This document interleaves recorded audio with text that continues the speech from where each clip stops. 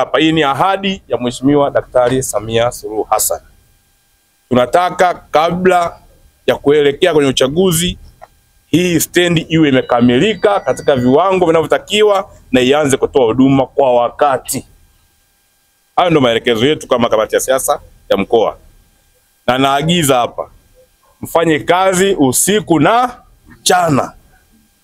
Hii biashara kama sijui kuwa na mvua, sisi tumechelewa, hii biashara iwe marufuku leo. Mheshimiwa Mwenyekiti, malengo ya mradi huu ni kama ifuatavyo: kutekeleza agizo la Mheshimiwa Rais Dr. Samia Suluhu Hassan alilolitoa wakati wa ziara yake ya kikazi wilayani Chunya mwezi Agosti 2022 kwa ujenzi wa stendi utekelezwe kwa kutumia mapato ya ndani ya halmashauri ili kutatua kero za wananchi. 2. Kutoa huduma bora za usafirishaji katika wilaya ili kutatua kero zilizopo katika stendi sasa. Lakini 3, kuongoza wigo wa vyanzo vya kudumu vya kukusanyia mapato na ili kuongeza tija katika wilaya yetu. 4, kuongeza ajira kwa wananchi wakati wa ujenzi wa mradi baada ya mradi kukamilika. Lakini 5, kuchochea kukua kwa shughuli za kiuchumi kwa wafanyabiashara kati na wadogo. Kuongeza thamani ya ardhi katika mji wa Chunya, lakini kuongeza hadhi ya mji wa Chunya kulingana na uwepo wa stendi ya kisasa ya mabasi. Na mwisho, kuimarisha usalama wa watumiaji wote wa stendi na mali zao. Gharama za mradi. Mheshimiwa Mwenyekiti, mradi huu mpaka kukamilika awamu ya kwanza unatarajiwa kutumia kiasi cha shilingi bilioni 3.07. Kati ya fedha hizo, gharama za ujenzi ni shilingi bilioni 2.8 na mshauri elekezi ni shilingi milioni 222, ikiwemo kodi la ongezeko la thamani VAT inclusive. Vyanzo vya fedha. Mheshimiwa, kutumia mapato ya ndani kwa mfumo wa Alternative Project Financing APF kati ya halmashauri na benki ya NMB. Kiasi cha fedha kilichopokelewa. Mheshimiwa Mwenyekiti, mradi huu kwa ujenzi wa stendi ya mabasi hadi sasa umetumia kiasi cha shilingi bilioni 1.3, ambapo kati ya fedha hizo bilioni 1.2 ni malipo ya milioni 128 ni malipo ya mshauri elekezi, lakini bilioni 1.2 ni malipo ya mkandarasi. Njia ya utekelezaji wa mradi. Mheshimiwa Mwenyekiti, mradi huu unatekelezwa kwa njia ya mkandarasi kwa kuzingatia sheria za ununuzi wa umma namba 10 ya mwaka 2023, ambapo mradi ulitangazwa kupitia mfumo wa NeST ili kumpata mkandarasi mwenye sifa kulingana na taratibu za ununuzi wa umma zinazohitaji.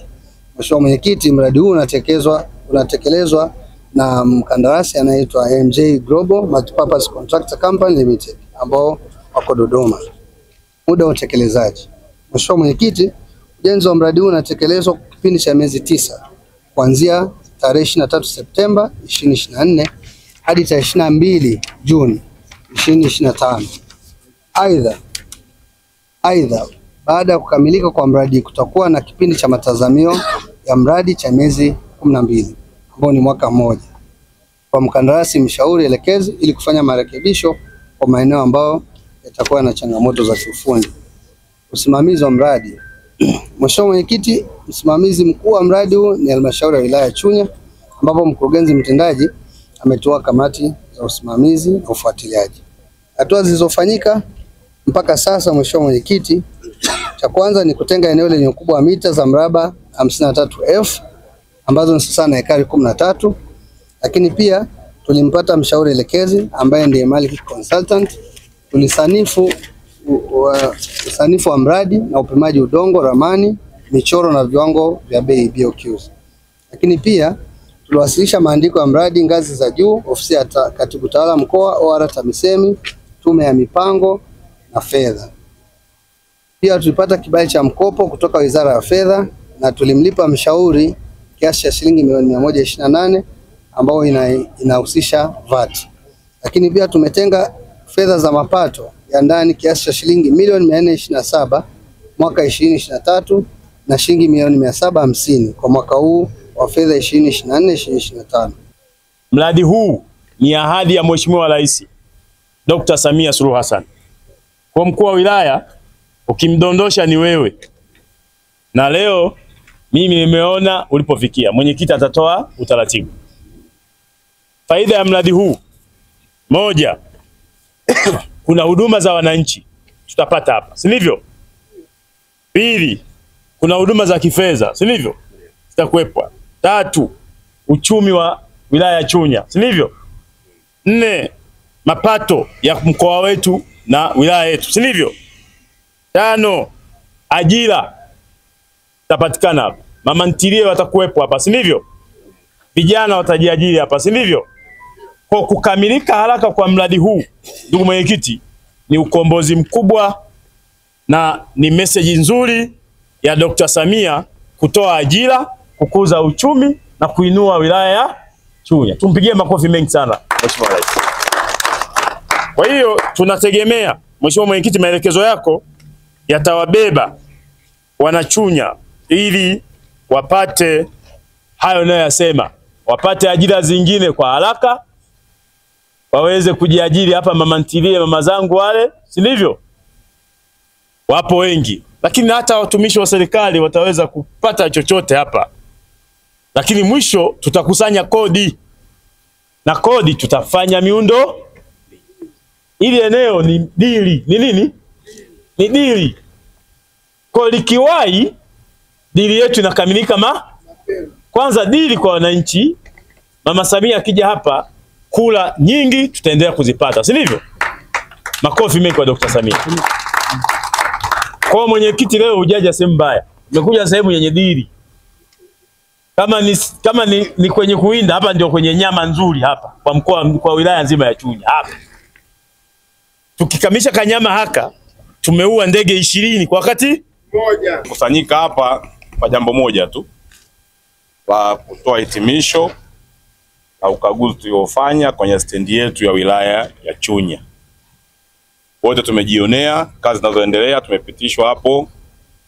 Tumeambiwa hii stendi itatoa huduma kwa mara moja mabasi yasiyopungua, mabasi makubwa na madogo yasiyopungua 100. Huu ni ukombozi mkubwa sana kwa watu wa Chunya, tujipigie makofi mengi sana.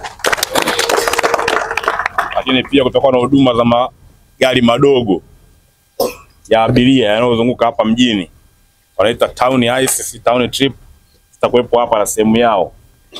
Lakini tumeambiwa kutakuwa na sehemu ya kupaki pikipiki na bajaji ndani ya stendi. Lakini wametuambia pia watazingatia wafanyabiashara wadogo, amalishe, machinga, bodaboda au kuna maeneo yao ambao wameshawatengea hapa. Kwa mimi naona wamezingatia watu wote kwa mustakabali wa kwamba pamoja kama na stendi, lakini shughuli za uchumi ziendelee kufanyika hapa na watu wapate kipato. Na ndio malengo ya Daktari Samia Suluhu Hassan. Alitoa ahadi ya kuwajengea wanachunya stendi ya kisasa ili watu wote waweze kunufaika na stendi, lakini pia kupitia stendi watu waongeze mapato kwa kufanya biashara. Makofi mengi sana kwa Daktari Samia Suluhu Hassan. Ni kwamba ametujali wanachunya, ametuthamini, ndio maana alitoa maelekezo yake yeye mwenyewe kwamba ijengwe stendi hapa kwa mapato ya ndani. Mradi thamani yake jumla mradi ni bilioni 3.7. Kwa maana ujenzi peke yake utagharimu bilioni 2.8, lakini na mshauri mwelekezi atachukua shilingi milioni 222 kama takwimu sijazikosea. Kwa maana jumla mradi ni bilioni 3.7. Sio kitu kidogo, ni mradi mkubwa sana, tupige makofi mengi sana.